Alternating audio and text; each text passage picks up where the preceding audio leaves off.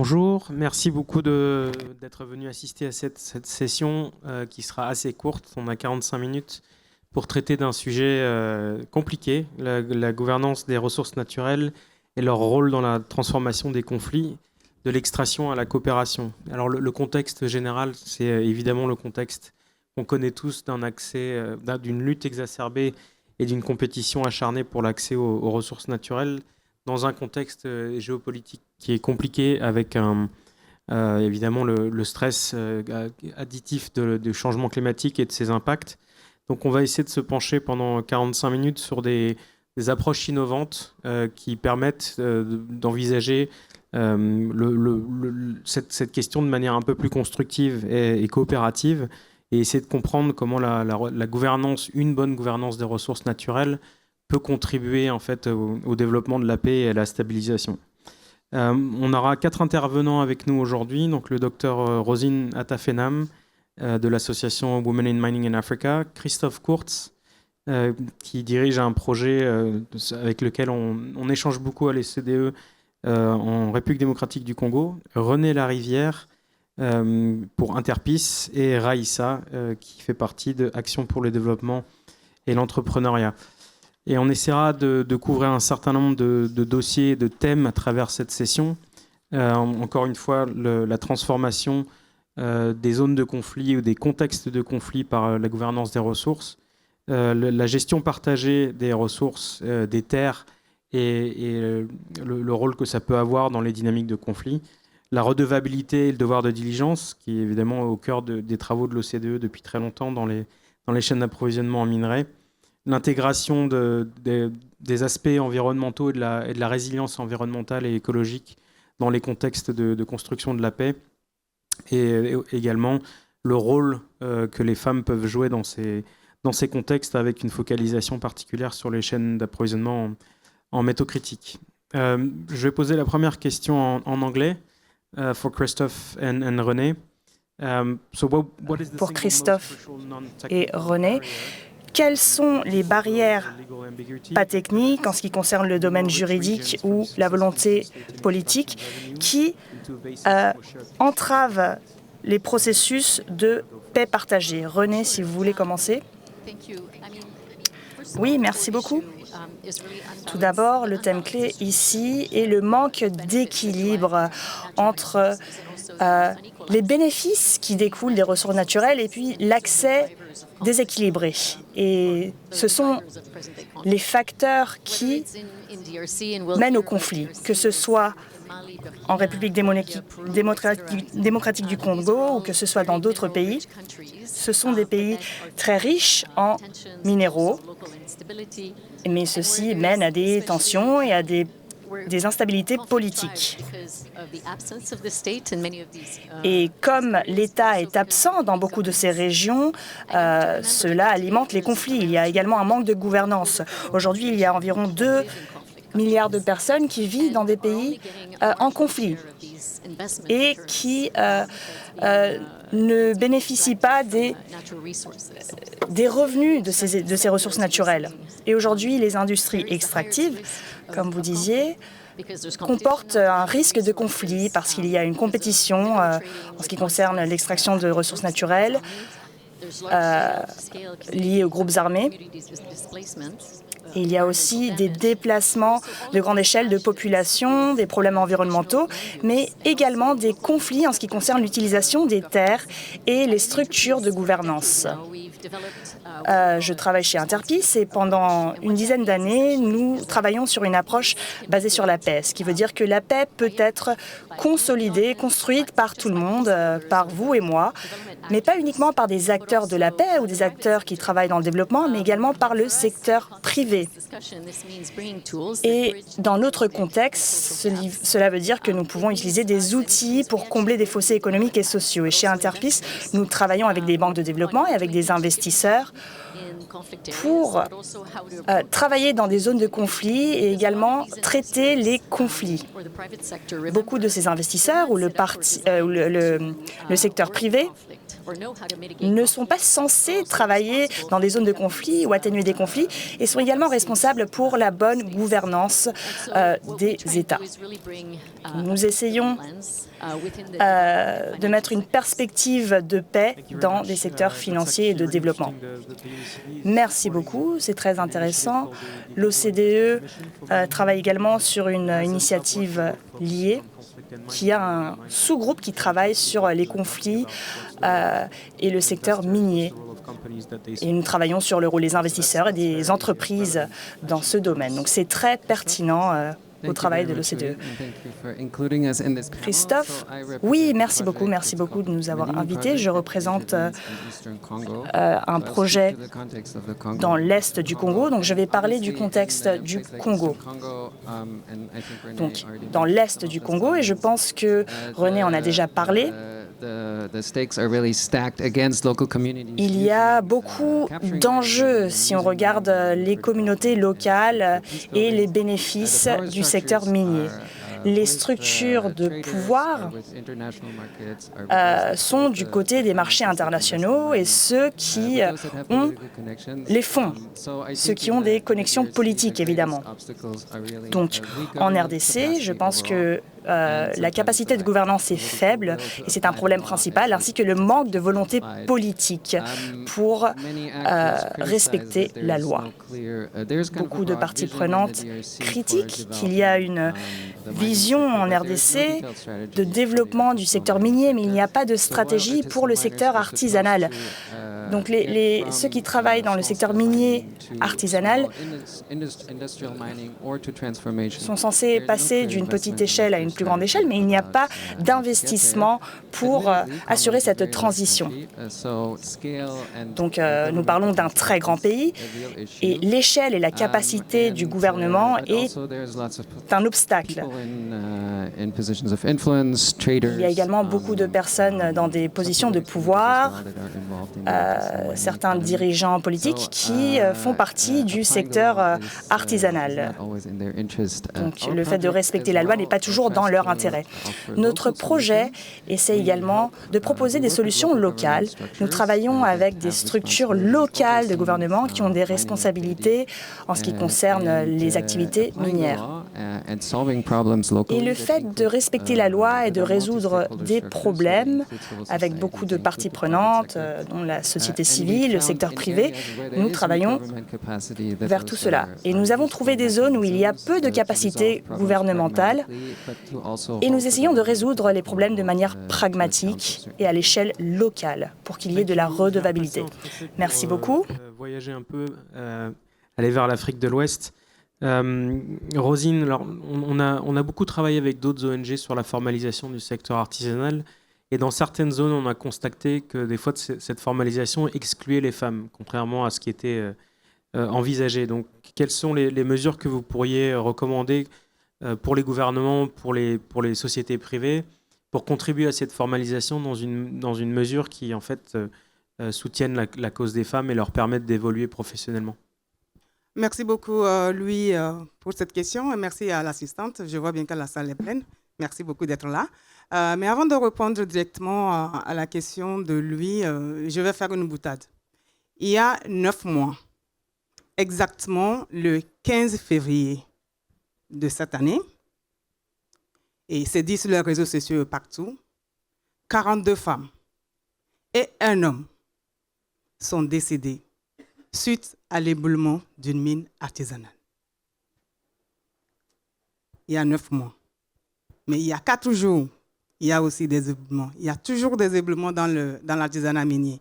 Comment on fait? Quelles sont les stratégies, n'est-ce pas? On se dit que c'est parce que les gens ne sont pas formalisés. Mais pourquoi est-ce qu'on parle de 42 femmes et un homme? Question à 1 milliard d'euros, je ne sais pas. Est-ce que les hommes ont couru alors que les femmes étaient encore dans la mine? Ou est-ce que là-bas, ce sont les femmes seules qui se sont entendues pour y travailler? Je crois que non, dans le secteur minier, artisanal, il y a beaucoup plus de femmes. On parle de 50%. Dans certains pays, ça dépasse 60% de femmes qui sont dans le secteur minier artisanal. Donc, les formaliser est vraiment un challenge. la bonne stratégie n'est pas de dire on va formaliser l'artisanat minier en général, mais de se dire on va formaliser en mettant les femmes de côté des coopératives d'artisans miniers, mais féminines. Pourquoi? Parce que lorsqu'on met et les hommes et les femmes, on se connaît, hein, et surtout en Afrique, les hommes vont prendre les positions dominantes, n'est-ce pas? Je ne sais pas ailleurs, mais chez nous, les hommes, ils prennent toujours. Ah, elle dit que chez elle aussi. Alors, donc, puisque les hommes prennent des positions dominantes, ce qu'on peut faire pour l'autonomisation des femmes, pour pouvoir entendre leur voix, c'est les mettre en coopérative de femmes exclusivement. Et Awima, mon association, a pour objectif de le faire et de le faire très bien. Donc, nous avons plusieurs organisations nationales ça fait 42 organisations nationales qui travaillent pour ça. Pas que au niveau de l'artisanat minier, mais au niveau des grandes mines aussi. Parce que là aussi, il y a un autre challenge. Je crois que l'autre question sera ça. Donc, on se dit, on va formaliser, mais formaliser, c'est aussi former à respecter les normes, les b.a.-ba de la sécurité, et aussi déconstruire certaines réalités. Je ne sais pas s'il faut dire culturelles ou bien traditionnelles. Tout à l'heure, Christophe me disait, il y a certaines mines artisanales qui sont fermées aux femmes, interdit aux femmes d'y aller. Bon, je me posais la question, c'est de l'orpaillage. Est-ce que c'est parce qu'il y a beaucoup d'or là-bas et que les hommes, ils ont trouvé la bonne stratégie?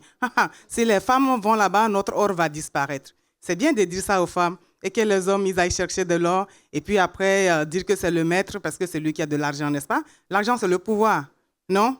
OK. Donc, comment faire de telle sorte que les femmes puissent avoir plus d'argent, savoir mieux travailler, avoir un bon rendement et pouvoir s'épanouir? C'est ça notre challenge. Merci beaucoup, Christophe. Merci. Louis. On va quitter un petit peu le secteur minier, on va s'intéresser à l'agroforesterie avec vous, Raïssa. Comment est-ce que vous pouvez mesurer l'impact d'un projet de restauration environnementale sur la transformation des conflits au niveau local et dans quelle mesure la gestion partagée des terres peut-elle vraiment renforcer la cohésion sociale et réduire les tensions? Merci pour la question. Nous sommes à Ituri. Ituri, c'est une province de la République démocratique du Congo. Et vous le savez, le Congo, c'est un pays riche, comme les autres ont dit, mais un pays qui est détruit, un pays qui est malade. Et nous, en tant qu'ADE, Action pour le développement et l'entrepreneuriat, c'est vrai, c'est difficile de mesurer cet impact, mais nous l'évaluons à travers la qualité de ce que nous faisons. En parlant de la qualité, nous voyons d'abord la cohésion sociale. Est-ce que ce que nous faisons amène les gens à collaborer, à cohabiter? C'est vrai, nous faisons de l'agroforesterie, la reforestation, mais cet impact-là ne se mesure pas en termes d'hectares restaurés. Mais d'abord, pour nous, c'est cet impact-là invisible. Est-ce que les gens se mettent ensemble à travers ce que nous faisons? Est-ce que le langage a changé? Bien avant, c'était nous contre eux, mais peut-être aujourd'hui, c'est nous ensemble pour notre bien. Nous mesurons cet impact également à travers des dialogues qui sont constructifs. Les gens qui se mettent ensemble, et bien avant, ils n'étaient pas ensemble. Les femmes et les hommes qui travaillent ensemble, et pourtant avant, ce n'était pas possible. Nous mesurons cet impact si les jeunes, aujourd'hui, nous le voyons à travers l'entrepreneuriat. Ils ne sont pas dans les mines, ils ne sont pas dans l'armée, parce que vous le savez, chez nous, ce sont les groupes armés. Les hommes sont forcés et souvent d'autres qui entrent dans des groupes armés juste par vengeance. Nous mesurons cet impact également à travers cela. Est-ce que les jeunes trouvent de l'emploi? Les jeunes travaillent et ne vont pas se mettre à tuer ou à insécuriser les autres. Voilà un peu ce que nous faisons, mais également à travers le partage des ressources. Est-ce que cela a fait à ce que les femmes se retrouvent dans la répartition équitable des ressources? On le disait ici, souvent ce sont les hommes qui sont dans les mines, et les mines c'est l'argent. Les femmes sont à la maison, gardent les enfants, mais à travers leur culture, à travers les champs, elles ont quand même quelque chose où elles ont aussi les pouvoirs. Elles récoltent, elles vendent, et elles ont quelque chose. Elles ont l'argent. Donc, pour nous, ce n'est pas en termes d'hectares qu'on a restauré, mais surtout cet impact-là invisible qui nous amène à cette cohésion lentement et amener à la paix. Voilà un peu. Moi qui vous parle, moi-même, je suis victime de toutes ces atrocités à l'est de la RDC. Je suis dans la trentaine et vous le savez, il y a plus de 30 ans, la RDC à l'est, il y a des conflits. J'ai perdu mon père dans ces conflits, mon grand frère. Mais est-ce que je dois m'apitoyer sur mon sort? Je dois me relever. Mes enfants ne doivent pas continuer à vivre aussi les atrocités de la guerre. Et pour me guérir, il ne faut pas que je me venge. Il faut d'abord que je travaille sur moi. Et c'est ce que nous faisons chez ADI. À travers l'agroforesterie, on s'ouvre d'abord à la nature. On collabore avec elle. Parce que si on collabore avec la nature, elle n'est pas méchante. Mais si on ne collabore pas avec la nature, c'est vrai, elle devient destructive. Merci. Merci. Juste une petite question de suivi. Dans quelle mesure est-ce que vous coopérez avec les administrations ou les décentralisées ou même centralisées? Christophe l'a dit. Chez nous, en tout cas, l'autorité de l'État n'est pas partout. Ce sont les groupes armés qui font la loi dans beaucoup de contrées. Ce sont les individus qui détiennent même les armes. Il y a des communautés qui font la loi. Donc pour nous, d'abord, cette collaboration s'est faite avec les autorités coutumières parce qu'ils détiennent les pouvoirs au niveau local. C'est vrai, il y a certains endroits où il n'y a pas l'État, mais il y a quand même ces autorités qui peuvent influencer la communauté. Mais également avec les leaders religieux. En Afrique, et spécialement chez nous, la religion prime beaucoup. Si le pasteur a dit ou le prêtre a dit, c'est Amen. Et nous utilisons cette approche-là pour amener les gens à venir avec nous et à adhérer à notre vision. Nous impliquons également les associations de jeunes parce que ce sont plus les jeunes qui sont dans des désordres avec la détention des armes, mais nous utilisons ces différents groupes de jeunes et nous formons ces jeunes-là qui, à leur tour, vont dans leurs associations pour passer le message. Et nous mettons un accent particulier aussi avec les associations de femmes pour pouvoir y arriver. Donc la collaboration se fait plus avec la communauté. Et bien sûr, notre projet et tout ce que nous faisons doit intégrer les plans locaux de développement pour y arriver. Merci beaucoup. Je reviens vers Christophe, mais aussi Rosine. Pour une question sur vraiment plus focalisée sur les régions où la confiance dans les institutions est quand même souvent affectée et faible. Quelles sont les formes un peu innovantes de gestion et de communication des données sur la transparence qui permettent en fait aux communautés de s'assurer que la production, alors notamment minière, est équitablement répartie? Est-ce qu'il y a des initiatives locales qui permettent de favoriser cette transparence et d'inclure les différentes parties prenantes? J'y vais, Christophe, merci beaucoup. Vous savez, mon mari s'appelle aussi Christophe, donc il peut me faire cette faveur. Alors, au niveau de tous les pays, nous avons adhéré à l'initiative de la transparence ITIE, qui oblige que les gestions soient tripartites. Donc, ça fait que quand je prends le fonds minier de développement, par exemple, où les entreprises doivent remplir ce fonds, la gestion de ce fonds est tripartite. Mais avant même d'arriver à l'exploitation, il faut faire l'étude d'impact environnemental, où on doit aussi associer les populations, les ONG qui sont là. Et puis, l'entreprise elle-même a des représentants, n'est-ce pas, pour dire quels sont les projets qu'on peut faire après, comment on fait l'exploitation, comment on respecte les règles de l'art au niveau de l'exploitation, surtout à grande échelle, n'est-ce pas? Là, je suis en train de parler de la grande échelle.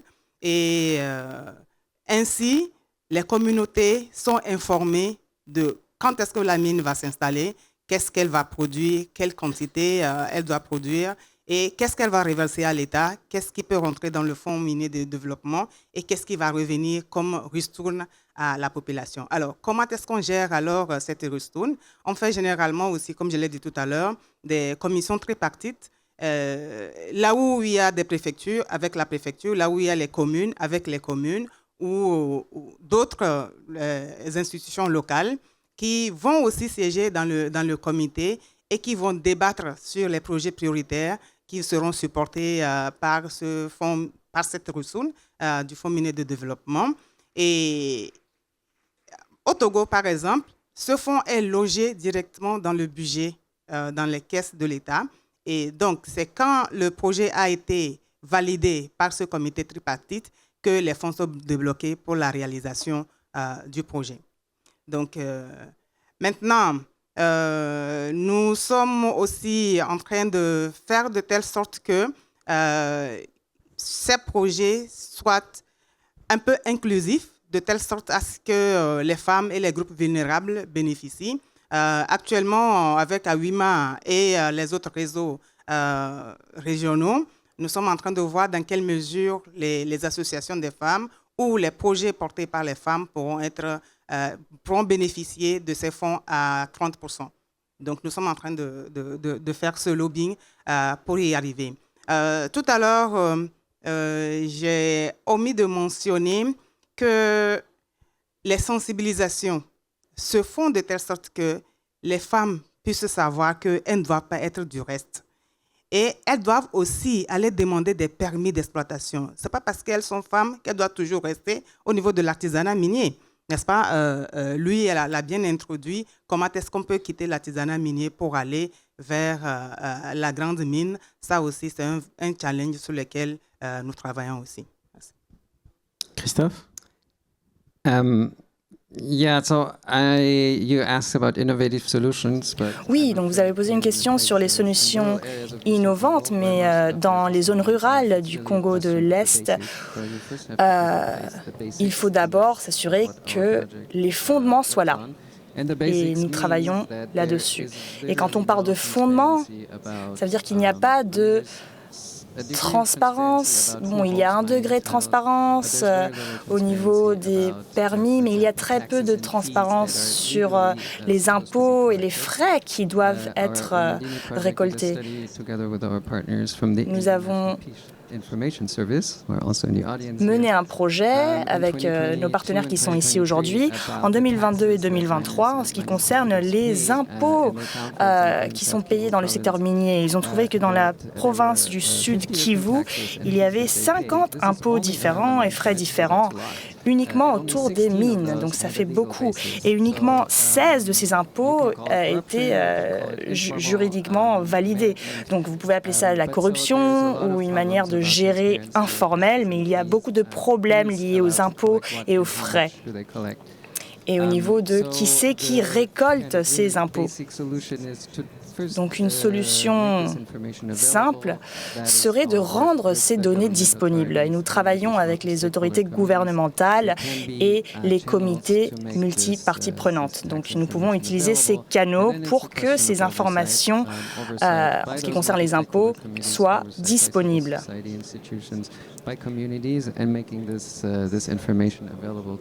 Donc il faut vraiment qu'on s'assure que ces données soient accessibles. Dans la plupart des endroits, ce n'est pas le cas. Donc il faut d'abord investir dans une infrastructure basique, mais je pense qu'il pourrait y avoir des solutions à l'avenir pour rendre ces informations disponibles à travers des applis, par exemple, pour pouvoir tracer ces informations avec des applis. Mais dans beaucoup de zones rurales, il n'y a pas d'électricité, il n'y a pas de réseau mobile, de 3G, etc. Donc d'abord, il faut se concentrer sur les fondements et ensuite réfléchir à des solutions plus sophistiquées. Le temps de poser la question pour tous les speakers qui est sur mon brief. Si vous aviez l'opportunité de changer la perception des décideurs publics sur le rôle que les ressources peuvent jouer dans le conflit, et sur la RDC, on entend souvent que les ressources minières sont le conflit, alors que c'est beaucoup plus compliqué que ça. Quel serait le message un peu central que vous souhaiteriez leur passer pour leur expliquer que la gestion partagée des ressources au niveau local contribue en fait davantage au renforcement de la paix plutôt qu'à la déstabilisation? Je vais commencer avec Christophe. Encore, merci. Je dirais donc ce que je viens... I guess I'll speak in English. I'll stick with English now. Sorry. Ok, je vais parler anglais, je vais rester sur le même thème. Je pense que c'est important d'investir dans les infrastructures locales et les capacités des gouvernements pour assurer que la loi est respectée dans des zones où il y a très peu de gouvernance et des ressources très limitées. Il y a également peu de capacités techniques dans ces régions. Je pense que mes collègues seront d'accord pour dire qu'il faut autonomiser et donner le pouvoir aux communautés locales, leur donner les ressources et les donner. Il faut les former. Et c'est une manière de les unir. Il faut les unir également au secteur privé, aux parties prenantes gouvernementales. Et ces populations doivent pouvoir résoudre des problèmes sur le terrain. Et nous travaillons sur tout cela à l'échelle locale. Il faut également investir à tous les niveaux de la chaîne d'approvisionnement, que ce soit des entreprises, des institutions multilatérales, des gouvernements. Il faut augmenter les investissements locaux et porter plus d'attention à l'échelle locale. Merci, Raissa. Pour moi, en tout cas, c'est plus les secteurs publics qui doivent s'y mettre parce que, vous le savez, au Congo, en tout cas, ça ne marche pas. Ça ne marche pas sur le point où on sent que les secteurs publics à tout prix et les secteurs privés n'ont rien. Alors, si la tête, pour nous, la tête ne fonctionne pas ou fonctionne mal, le reste du corps ne va pas marcher. En fait, l'État doit d'abord rétablir son autorité partout. C'est parce qu'il y a aussi des lois qui sont là mais qui ne sont pas appliquées. Des belles lois en plus. En RDC, on a vraiment des belles lois en français, mais qui ne sont pas appliquées. La gestion des ressources, on voit les femmes qui sont à côté, les hommes s'accaparent presque tout, et là, ça ne peut pas marcher. Si on laisse une catégorie de personnes à côté, donc le reste ne va pas marcher. En ce qui concerne le développement ou l'entrepreneuriat, les jeunes ne se retrouvent pas. De l'emploi, il n'y en a pas. Il faut entrer dans la politique pour se retrouver. Il faut être ministre, il faut être dans des partis politiques pour se retrouver. Pourtant, tous, on ne peut pas être dans la politique. C'est ça la réalité, on doit se la dire. Alors, il faut donner de l'emploi à ces jeunes-là. Et nous faisons notre part en tant que secteur privé, en initiant ces jeunes, en les formant, mais aussi en créant des emplois pour eux à travers l'agroforesterie. Mais l'État aussi doit faire quelque chose pour que ces jeunes-là ne puissent pas continuer à aller dans des groupes armés où ces hommes-là continuent à être tués et laisser des veuves et des orphelins derrière eux. Donc, les développements ou tout ce qui est développement, ça se fait à des différents degrés. Nous, comme secteur privé, on y va, mais l'État aussi doit rétablir son autorité partout. Ça, j'insiste en tout cas, parce que c'est ce qui prime par-dessus tout. Ça ne se comprend pas qu'un enseignant, par exemple, ou nous, les secteurs privés, la société civile et d'autres, on puisse toujours rester en arrière et quémander l'État. On voit souvent nos autorités, c'est quand il y a les élections. Il y a des endroits comme dans des endroits où nous travaillons. Il faut qu'il y ait des élections pour que vous puissiez voir les députés maintenant venir. Pourtant, vous les avez mandatés à Kinshasa et ailleurs pour aller plaider votre cas. Mais une fois là-bas, ils ne rentrent pas. Il faudrait qu'il y ait d'autres élections pour qu'ils viennent, quémander encore vos voix, vous leur donnez encore des voix. Ils vont encore là-bas pour manger des millions de dollars. Et maintenant les secteurs privés. Donc, cette façon-là de ne pas partager équitablement les ressources, c'est ce qui crée des problèmes. Nous avons des organisations ici qui sont dans les secteurs miniers. Il faut voir, les populations locales ne savent même pas les cahiers des charges avec lesquels ils vont travailler. On ne connaît pas. Ils viennent, les minéraux sont extraits et après, ce sont des milliers de terrains ou des terrains qui sont détruits comme ça. Et nous, comme AD, ça sera un cercle vicieux. Vous faites la réforestation, ils viennent, ils détruisent. Si on trouve des minéraux dans ces sites, ils viennent, ils extraient de l'or, ils extraient des minéraux, ils détruisent. Vous faites encore la réforestation. Donc, c'est un cycle-là qui ne change pas. Alors, tout le monde doit se mettre à sa place. Et peut-être avec cela, chacun va se retrouver.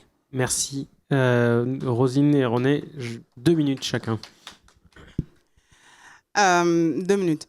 Je suis malheureusement d'accord avec Raïssa quand elle dit que les jeunes doivent, pour tirer leur épingle du jeu, se retrouver en politique. Je ne sais pas si c'est pour ça que je suis allée en politique, parce que je suis conseillère municipale aussi. J'ai été récemment élue, réélue. J'étais déjà élue il y a 6 ans.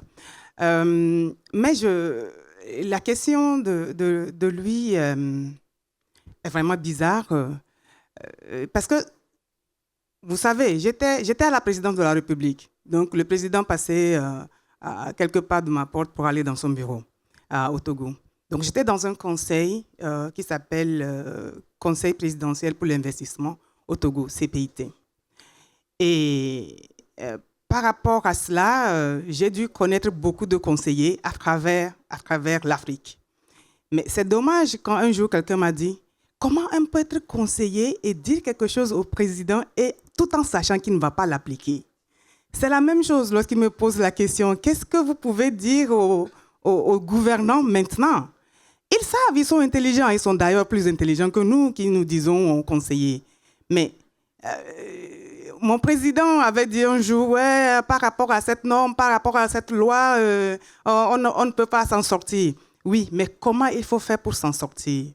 Est-ce qu'on va les soulever, casser leur tête et leur dire c'est ça là que vous devez faire? Il y a des lois, il y a des règles, mais comment les respecter?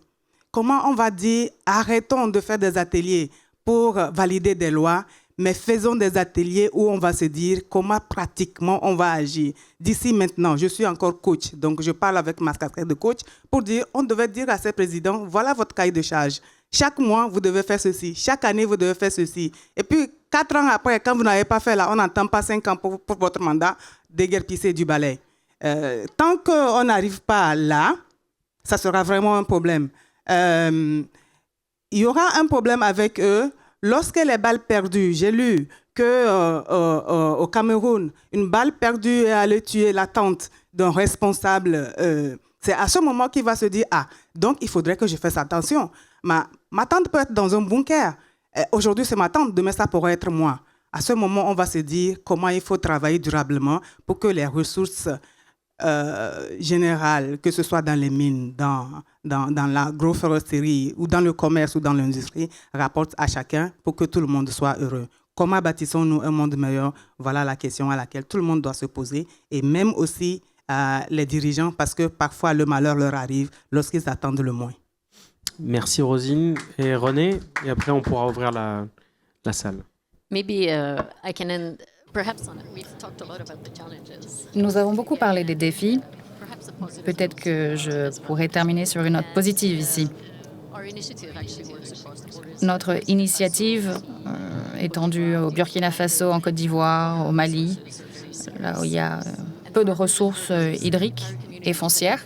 Et nous, on travaille avec des communautés qui se battent depuis des années pour avoir bien le contrôle de ces ressources, et le changement climatique a beaucoup exacerbé les tensions sur le terrain. Mais ce qu'on a pu voir, c'est que lorsqu'il y a une cogestion de ces ressources, on a une cogestion de la paix également au niveau de la communauté.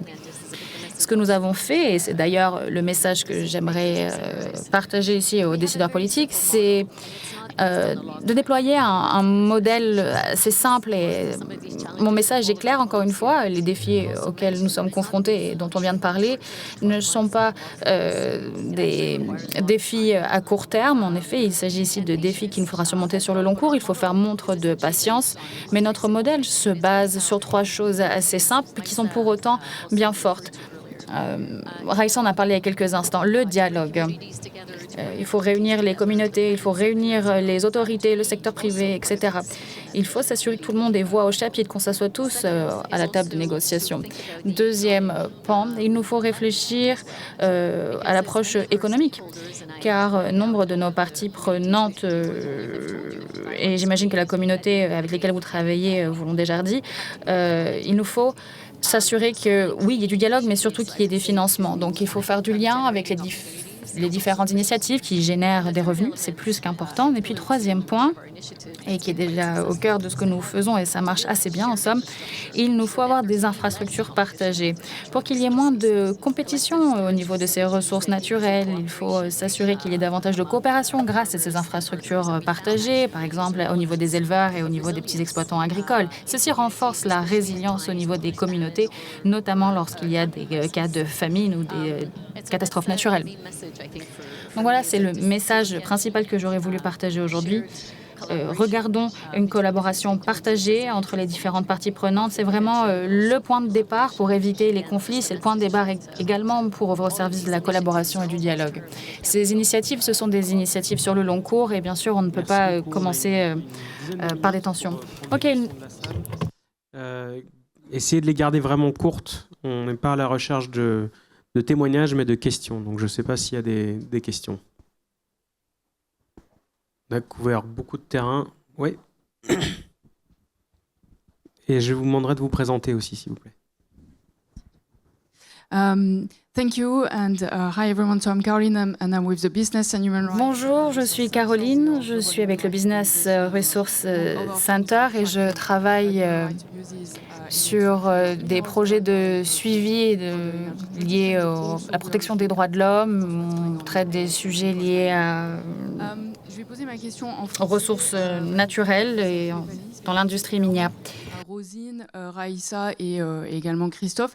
En fait, nous, une des choses qu'on regarde aussi, c'est la responsabilité des acteurs en bout de chaîne qui achètent ces minerais qui sortent des pays, dans des pays où on voit des activités de conflit et également des abus de droits humains, dans le secteur de la tech, mais aussi dans les secteurs des énergies renouvelables. Et donc, moi, ma question que je voudrais vous poser, c'est quelles sont vos attentes et quel est votre message par rapport à ces entreprises en bout de chaîne qui, en fait, sont dépendantes des chaînes d'approvisionnement qui viennent des zones dans lesquelles vous travaillez. Et donc, qu'est-ce que vous attendez de ces acteurs ?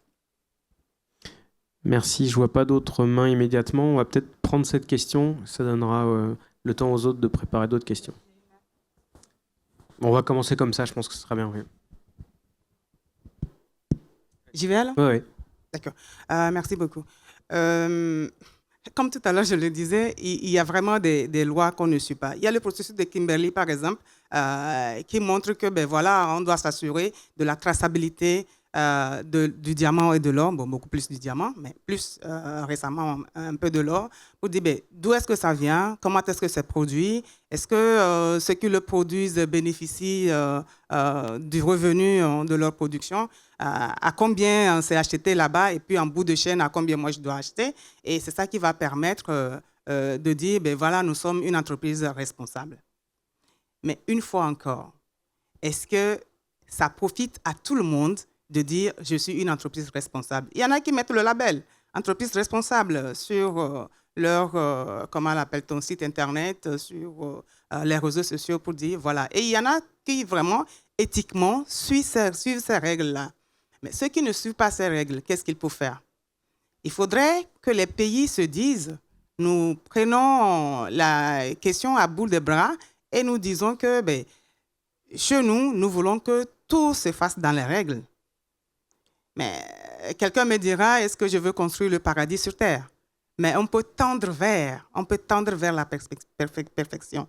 Et donc, si toutes les institutions se mettent à place, toutes les communautés se disent, on ne va pas accepter quelqu'un qui va venir, on parle souvent des Chinois, peut-être ils n'ont pas le permis, ils vont avoir un permis d'exploration, et puis ils vont venir commencer par exploiter. Quand les gens vont venir retransmettre l'information, on va dire non, il faut bien qu'ils prennent une quantité et aillent voir c'est quoi la teneur, ainsi de suite. Donc, ils sont en train de prendre cette quantité. Il y a des services de contrôle dans toutes les directions des mines. Il y a une direction qui s'appelle contrôle et tout. Mais ceux-là aussi, on ne leur donne pas, comment l'appelle-t-on, les moyens pour aller sur le terrain. Écoutez, une entreprise doit être... merci. Une entreprise doit être contrôlée. Et on dit, c'est elle qui doit fournir la voiture et le carburant. Comment on peut la contrôler? Merci. Merci. Bon, pour moi, encore, je reviens parce que beaucoup des entreprises qui viennent extraire, par exemple, des minéraux au Congo, Tout se discute au niveau de Kinshasa, au niveau national. Mais ce que moi je voudrais demander ou suggérer, c'est qu'on donne le pouvoir au niveau local, que les communautés soient au courant de ce qui va se passer, parce qu'on entend seulement parler qu'il y a par exemple des sociétés qui ont signé des contrats avec l'État, patati patata. Mais est-ce que les communautés, les chefs coutumiers, la population, la société civile connaissent vraiment les contenus de toutes ces négociations? C'est ce qui serait très important, et donner aussi cette autorité-là à la communauté de pouvoir évaluer ce qui s'est fait. Parce que vous allez voir que dans ces sites où l'on extrait des minéraux, c'est là où il y a la pauvreté accrue. C'est là où il y a l'insécurité alimentaire, l'insécurité des conflits armés. Pourtant, ça devrait être le contraire. Il y a des écoles qui sont détruites, c'est tout ça, les droits de l'homme, des hôpitaux qui sont détruits, la vie des gens qui est détériorée. Donc, il faut juste donner le pouvoir à la communauté locale d'établir les besoins. Souvent, ça se discute à Kinshasa, où on ne connaît pas les besoins réels de cette population-là, de ces milieux-là. Merci. Christophe? This is a very complicated question. C'est une question très complexe. Je pense que l'on pourrait organiser un panel en entier sur cette question. Mais en revanche, je rejoins bien sûr ce que viennent de dire mes collègues. C'est sûr, il faut avoir davantage d'investissement au niveau des communautés locales, plus de pouvoir aux communautés locales. Il faut également partager les informations. Les entreprises doivent partager les informations de traçabilité pour tous ces minéraux. Ça peut fonctionner pour certains minéraux, pas nécessairement pour d'autres. L'or, c'est vrai qu'il y a un peu d'opacité au niveau de la chaîne d'approvisionnement, notamment congolaise. Donc il nous faut travailler sur cette chaîne d'approvisionnement, renforcer les liens pour justement améliorer cette traçabilité. Pour rappeler que c'est le cœur du travail de l'OCDE avec tous les partenaires régionaux et internationaux. Donc on pourra en reparler. Il y a une autre question ici. Oui, bonjour. My name is also Caroline, so I'm just gonna... Je m'appelle également Caroline et j'aimerais rebondir sur ce qui vient d'être dit. Et merci pour vos échanges. C'était un plaisir que d'être ici. Je suis étudiante à Sciences Po. Ma question est la suivante. Rosine, vous en avez parlé. Raïssa, vous en avez parlé. Vous avez parlé de la question de genre. Et donc ma question sera pour René. Vous travaillez sur des piliers pertinents. Vous parliez de dialogue et j'aurais voulu savoir si vous aviez une approche genrée. Est-ce que cette question genrée est traitée aujourd'hui dans vos activités? Merci. Oui. Bien sûr, la question du genre, on la retrouve partout dans nos programmes. Mais c'est vrai, lorsque des hommes et des femmes travaillent ensemble, et mes collègues en ont parlé et pourront revenir sur ces points, dans ces contextes, il vous faut des indicateurs spécifiques, il vous faut des stratégies spécifiques à destination des femmes. Car oui, on a des hommes et des femmes qui dialoguent. Souvent, en revanche, les femmes n'arrivent pas à partager leur point de vue, elles n'ont pas suffisamment d'espace pour prendre la parole. Et donc, il nous faut des initiatives dédiées aux femmes, il nous faut des groupes dédiés. Et ça rejoint ici des questions pratico-pratiques. Je ne sais pas, par exemple, à quel moment est-ce que vous voulez prendre parti au dialogue? Peut-être que les femmes peuvent venir avec leurs enfants, je ne sais pas. Ce sont des exemples. Mes collègues l'ont dit également. Vous avez partagé d'ailleurs une histoire en début d'intervention. Les hommes sont ceux qui fournissent la plupart des ressources financières pour les familles. Donc il faut nous assurer maintenant que les femmes ont une indépendance financière, qu'elles s'autonomisent d'un point de vue financier. Il faut qu'elles puissent avoir des moyens de subsistance formels. Et la paix ici peut être vraiment bénéfique pour ces femmes. Merci beaucoup. On est presque à l'heure. Je vais pouvoir faire une petite conclusion rapide. Simplement pour rappeler que là, on était beaucoup dans un contexte africain, mais évidemment, c'est des problématiques qu'on retrouve dans toutes les géographies de production, en Amérique latine, en Asie du Sud-Est, dans certaines parties de l'Europe. C'est très encourageant de voir quand même ces dynamiques locales. On a beaucoup entendu la mesure dans laquelle ça permettait de rapprocher les différentes parties prenantes. Évidemment, ça ne sera pas suffisant pour reconstruire la paix. Le rôle des gouvernements reste absolument fondamental. On a bien appuyé là-dessus.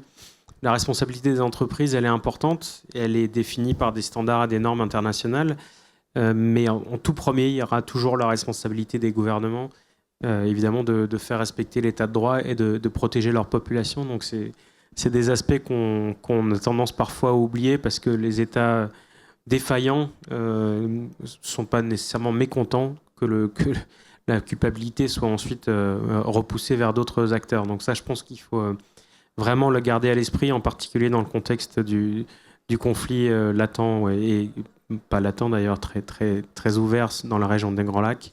La responsabilité du gouvernement, elle est absolument centrale. Donc merci à tous les panélistes, merci pour les questions et bon appétit.